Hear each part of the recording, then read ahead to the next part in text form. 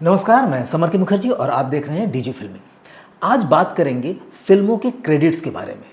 आप अक्सर मूवी बना लेते हैं या फिल्म बना लेते हैं, शॉर्ट फिल्म हो या लॉन्ग फिल्म हो, लेकिन उसका क्रेडिट देते समय उस पर ज़्यादा मेहनत नहीं करते हैं। कई लोगों को पता नहीं होता है कि क्रेडिट्स का ऑर्डर क्या होता है। क्रेडिट्स यानी जिन लोगों ने इस फिल्म के लिए काम किया है या जिन लोगों के द्वारा ये फिल्म बनाई गई है, उनका क्रेडिट्स देना होता है स्टार्टिंग में, एंडिंग में, दोनों तरफ से, जिसे हम कास्टिंग भी कहते हैं कि भाई कास्टिंग स्टार्ट हो गया या कास्टिंग बढ़िया बनाना चाहिए।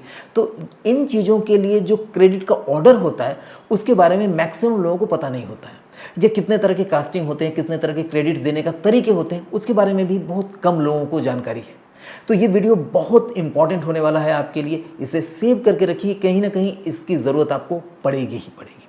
स्टार्ट करते हैं कि क्रेडिट्स कितने प्रकार के होते हैं। क्रेडिट्स दो प्रकार के होते हैं। एक होता है ओपनिंग क्रेडिट्स, दूसरा होता है क्लोजिंग क्रेडिट्स। यानी फिल्म शुरुआत जब होती है तो उस समय जो क्रेडिट दिया जाता है उसे ओपनिंग क्रेडिट कहते हैं। उसे भी बीच बीच में रोक करके भी दिया जा सकता है। स्टार्टिंग हुआ, फिर फिल्म स्टार्ट हुआ, उसके बाद फिल्म का नाम देने के साथ क्रेडिट चालू हुआ, ये हो सकता है। ये सारी चीज़ ओपनिंग क्रेडिट्स के अंतर्गत आते हैं। और दूसरा होता है जब फिल्म खत्म हो जाती है उस समय एंडिंग क्रेडिट या क्लोजिंग क्रेडिट दिया जाता है, जिसे एंड रोल भी कहा जाता है। शुरुआत करते हैं ओपनिंग क्रेडिट से। ओपनिंग क्रेडिट्स मुख्य रूप से 3 प्रकार के होते हैं, जिसमें से पहला है टाइटलिंग ऑन प्लेन कलर और ग्राफिकल बैकग्राउंड। यानी किसी प्लेन कलर, ब्लैक कलर हो सकता है, व्हाइट हो सकता है, ग्रे हो सकता है, किसी तरह के कलर के ऊपर अगर हम कास्टिंग कर रहे हैं, टाइटलिंग कर रहे हैं स्टार्टिंग में, फिल्म के स्टार्टिंग में, तो इसे हम इस श्रेणी में रखते हैं। या कई बार क्या होता है कि ग्राफिकल बैकग्राउंड भी होता है, लाइटिंग से किया हुआ बैकग्राउंड या एनिमेटेड बैकग्राउंड, उसके ऊपर भी टाइटलिंग करके हम फिल्म की शुरुआत कर सकते हैं। अक्सर आप देखेंगे या तो ब्लैक के ऊपर जब क्लासिकल फिल्में होती थी, जो क्लासिकल फिल्म थे स्टार्टिंग में, उस समय ब्लैक बैकग्राउंड के ऊपर कास्टिंग हुआ करता था शुरुआत में। या फिर कोई कॉमेडी फिल्म ले लीजिए, कोई इस तरह का एक्शन फिल्म, उसमें भी ग्राफिकल बैकग्राउंड के ऊपर कास्टिंग आता था। अभी भी आते हैं और कॉमिक फिल्म में, कॉमेडी फिल्म में कुछ ग्राफिक्स बना करके इस तरह के बैकग्राउंड के ऊपर अच्छे ढंग से कास्टिंग की जा सकती है। दूसरा होता है टाइटल ऑन रनिंग सीन और सीक्वेंस। यानी फिल्म का जो रनिंग सीन है, यानी स्टार्ट हुआ किसी फिल्म का, पहाड़ी एरिया से स्टार्ट हुआ तो वहाँ पर एक एक करके टाइटल आ रहा है, तो वो एक सीन के ऊपर बारी बारी से टाइटल आ रहा है जो कि मूविंग सीन है। कई बार सीक्वेंस के ऊपर आता है, यानी सीक्वेंस मतलब कई सीन को एक जगह इकट्ठा किया जाता है, छोटे छोटे सीन के टुकड़े को लिया जाता है, उसके ऊपर भी आप कास्टिंग दे सकते हैं। तो ये रनिंग सीन के ऊपर जो सबसे ज़्यादा लोकप्रिय है और अभी भी चल रहा है। उसमें फ़ायदा क्या होता है कि आपकी फिल्म की गति भी बनी रहती है, फिल्म के ज़रिए आप स्टोरी भी बता रहे हैं और कास्टिंग के लिए अलग समय देने की ज़रूरत नहीं होता है। यानी आप फिल्म को आगे बढ़ाने की ज़रूरत नहीं, आप फिल्म देखते जा रहे हैं और उसी में टाइटल आता जा रहा है। और तीसरा है टाइटल ऑन स्टैटिक और एनिमेटेड स्टिल पिक्स। कई बार क्या होता है कि स्टिल फोटोग्राफ्स के ऊपर भी टाइटल दिया जाता है। जो मुख्य मुख्य किरदार है आपके फिल्म के, जो कैरेक्टर्स हैं, उन कैरेक्टर्स का हो सकता है स्टिल फोटोग्राफ्स एक एक करके आ रहा है और उसके ऊपर आप टाइटल दे रहे हैं। इसमें उनकी पहचान भी बन रही है और आपकी कास्टिंग भी का भी काम हो जा रहा है। और ऐसे में इस स्टिल फोटोग्राफ्स को आप स्टैटिक भी रख सकते हैं, यानी स्थिर भी रख सकते हैं, थोड़ा सा एनिमेटेड भी रख सकते हैं, कोई ड्राइंग भी आप बना करके दे सकते हैं, यानी स्केच के ऊपर भी आप टाइटल कर सकते हैं। तो इस तरह से मुख्य रूप से 3 तरीके के टाइटलिंग होती है।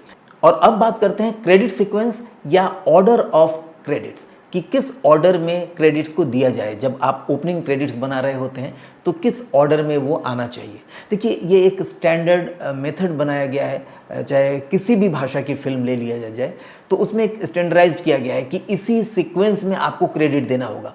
देखिए, यहाँ पर क्रेडिट्स का सीक्वेंस दिया जा रहा है कि ओपनिंग क्रेडिट्स के दौरान आपको किसके बाद कौन सा नाम आपको देना है, किसको क्रेडिट देना है। और ये पूरी की पूरी चीज़ें हम डिस्क्रिप्शन सेक्शन, इसी वीडियो के डिस्क्रिप्शन सेक्शन में भी दे रहे हैं, ताकि आप उसे कॉपी पेस्ट करके रख लें अपने पास और जब भी आप फिल्म बनाएं, शॉर्ट फिल्म बनाएं, तो उसी सीक्वेंस में आप अपने क्रेडिट्स को टाइप करके अपने फिल्म में दे सकें। अब चलते हैं हम क्लोजिंग क्रेडिट्स की तरफ। क्लोजिंग क्रेडिट्स को एंड रोल भी कहते हैं, यानी अंत में जो रोलिंग होती है जिसमें मैक्सिमम नाम दिए जाते हैं। ये क्यों ज़रूरी है? क्योंकि ओपनिंग क्रेडिट्स में आप ढेर सारे नाम नहीं रख सकते हैं। इससे आपका जो क्रेडिट का जो टाइमिंग है, क्रेडिट देने का, कास्टिंग का टाइमिंग लंबा हो जाएगा, बोरिंग हो जाएगा, लोग उसे फॉरवर्ड कर देंगे या लोग अगर सिनेमा हॉल में देख रहे हैं तो बोर हो जाएंगे।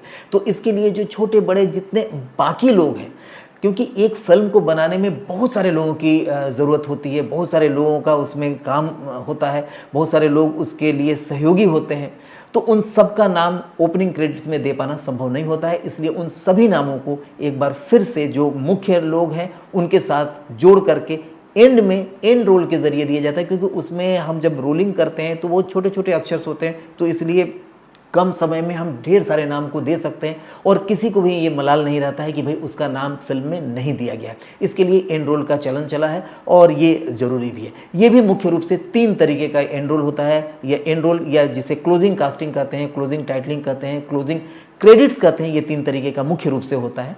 जिसमें पहला है and roll on full black और कलर्ड बैकग्राउंड। यानी एंड रोल हम किसी भी काले बैकग्राउंड के ऊपर नीचे से ऊपर या दाहिने से बाएं की तरफ हम दिखाते हैं, तो इसको हम and roll on colour background कहते हैं। और कलर बैकग्राउंड में मेनली 99% ब्लैक बैकग्राउंड का ही यूज़ किया जाता है। कहीं कहीं पर वाइट बैकग्राउंड के ऊपर या रेड येलो बैकग्राउंड के ऊपर भी दिया जाता है, लेकिन नॉर्मली ये ब्लैक बैकग्राउंड के ऊपर होता है।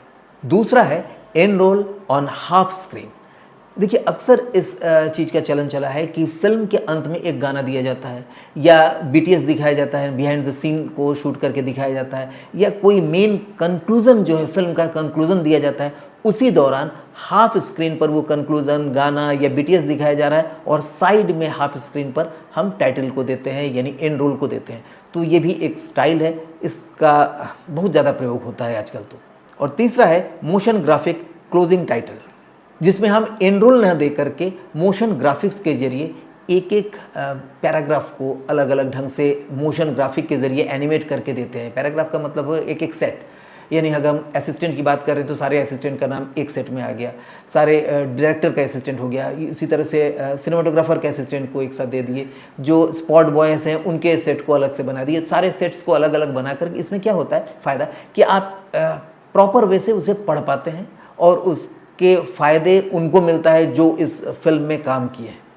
तो इसमें अगर बहुत ज़्यादा नाम है तो इसमें नहीं देना है, आपको एनरोल ही चलाना पड़ेगा। लेकिन अगर नाम छोटे हैं, कम हैं, अगर आपके साथ जो जुड़े हुए लोग हैं उनकी संख्या कम है और एंड में आपको देना है, तो इस तरह का आप मोशन ग्राफिक्स के जरिए भी एंडिंग टाइटल आप कर सकते हैं।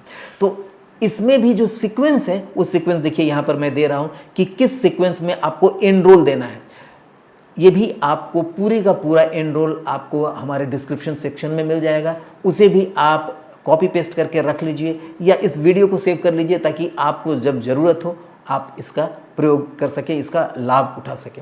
और इस सीक्वेंस में चाहे स्टार्टिंग के कास्टिंग हो यानी ओपनिंग टाइटल हो या एंडिंग टाइटल हो, उसमें जो भी नाम ऐसा लगे कि आपके फिल्म के लिए उपयुक्त नहीं है यानी नॉट एप्लीकेबल है तो उनको हटा दीजिए। और कहीं अगर ऐसा हो कि कुछ नए ऐसे क्रेडिट को आपको ऐड करना है, ऐड ऑन करना है, तो वो भी आप कर सकते हैं। वैसे यहाँ पर स्टार्टिंग और एंडिंग के लिए मैक्सिमम जो टाइटल जो क्रेडिट यूज़ होते हैं उन सब के बारे में इसमें दिया गया है, लेकिन कुछ छूट भी सकता है, उसे आप अपने तरीके से ऐड ऑन कर सकते हैं। आज का ये वीडियो कैसा लगा? मुझे लगता है ये वीडियो सेव करके रखने लायक है और इसका कहीं ना कहीं आपको यूज़ आगे भविष्य में जरूर पड़ेगी। नमस्कार। मूवी शूट करना हो या TV serial, web series shoot करना हो या एड फिल्म, प्रोफेशनल लेवल की सिनेमाटोग्राफी और फिल्म मेकिंग अब चुटकियों का काम, यानी बहुत ही आसान हो गया है। प्रोफेशनल लाइटिंग अब चुटकियों में। रेड और एरियल एक्सा जैसे प्रोफेशनल सिने कैमरे पर अब आप भी शूटिंग कर सकते हैं। ग्रुप डिस्कशन में आई लाइन मैचिंग करना भी अब चुटकियों का काम है। क्यों राहुल? अरे बिल्कुल, इतने से फ्रेम के लिए इतनी सारी लाइटिंग, पर इसे समझना। Film direction, cinematography, editing, script writing, ad film making, production house management, acting, movie and video making की फुल प्रोफेशनल कंसल्टेंसी फ्री में पाने के लिए इस नंबर पर सिर्फ एक मिस कॉल दें, क्योंकि डिजी फिल्मिंग से फिल्म मेकिंग सीखना अब। और एक बात, डिजी फिल्मिंग से फिल्म मेकिंग की ट्रेनिंग प्रेस्टीजियस इफ्टा सर्टिफिकेशन अब ऑनलाइन के साथ साथ ऑफलाइन भी उपलब्ध है। अभी संपर्क करें इस नंबर पर